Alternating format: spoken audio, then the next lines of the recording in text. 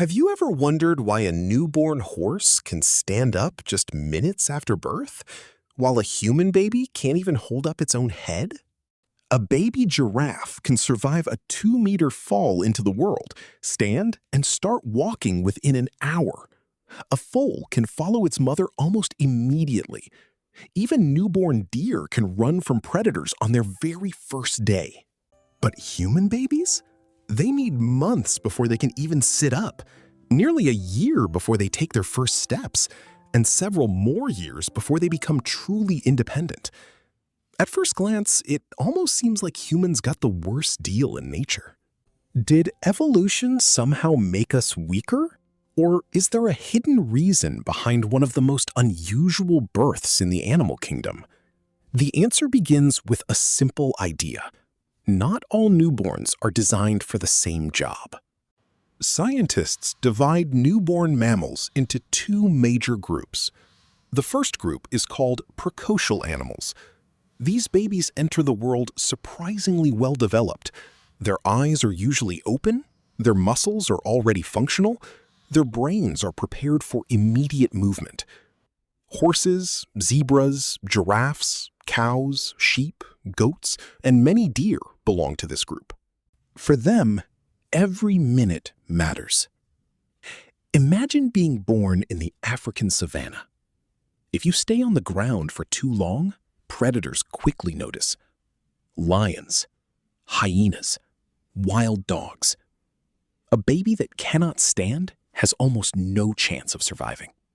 Natural selection strongly favored babies that could get up almost immediately. Generation after generation, animals with faster development survived and reproduced. Over millions of years, their newborns became ready for action almost from the moment they were born. Humans belong to a very different group. Our babies are known as altricial. That means they are born in an extremely immature state. Their muscles are weak, their movements are uncoordinated, their brains are still developing rapidly after birth. At first, this seems like a terrible strategy, but evolution rarely sacrifices survival without gaining something in return. And that something changed the history of our entire species. The secret is the human brain. Compared to body size, humans have the largest and most complex brain of any living animal. But there's a problem. A large brain means a large head. And a large head creates a dangerous challenge during birth. Human mothers walk upright on two legs. This completely changed the shape of the pelvis. Our pelvis became narrower and more specialized for efficient walking. Now, evolution faced a difficult compromise. A baby needed a huge brain, but it also needed to fit through a relatively narrow birth canal. Both conditions could not be fully satisfied at the same time. So evolution found another solution. Instead of finishing brain development before birth, it allowed much of that development to happen afterward.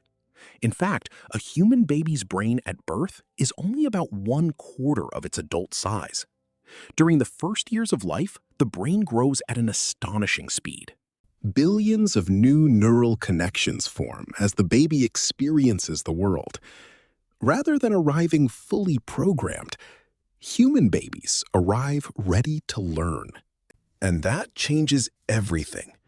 A newborn foal already knows how to stand. But it will never learn calculus. It will never invent music. It will never build cities or spacecraft. Its brain is optimized for immediate survival. A human baby, however, is born with extraordinary flexibility.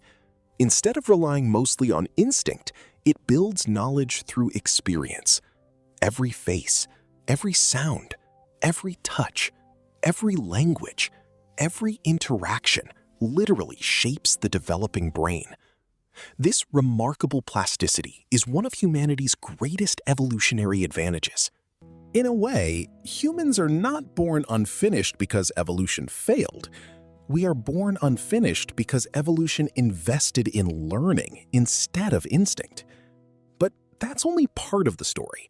Human babies also have something most newborn mammals don't: parents. Lots of parental care.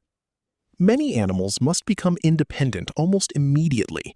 A young gazelle cannot expect its mother to carry it away from danger. It has to run.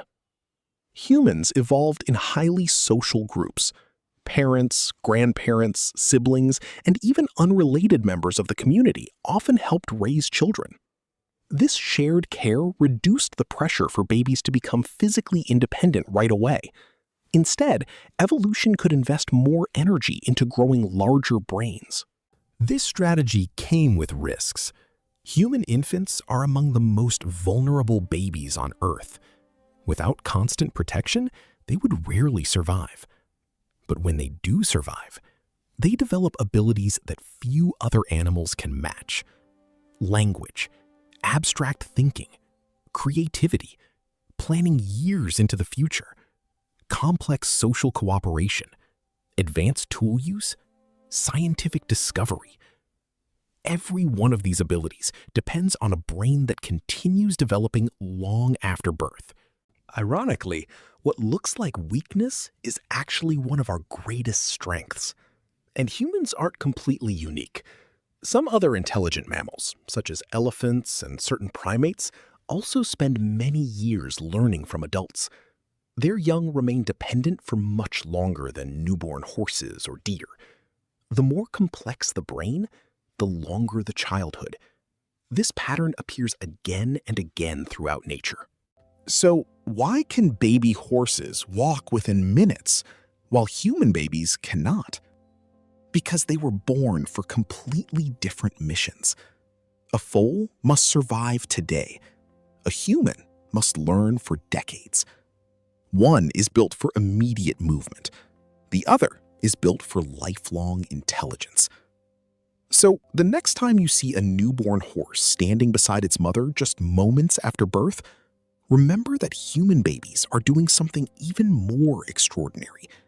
They aren't falling behind. They're still under construction. And that slow beginning may be the very reason humans became the most adaptable species the world has ever known. Nature is full of mysteries, and the more we study animals, the more incredible they become. If you enjoyed this journey into veterinary science and animal biology, don't forget to subscribe and join me for the next mystery. And before you go, here's a question for you. What animal mystery have you always wanted explained? Leave your answer in the comments. You might inspire the next video. Until next time, stay curious.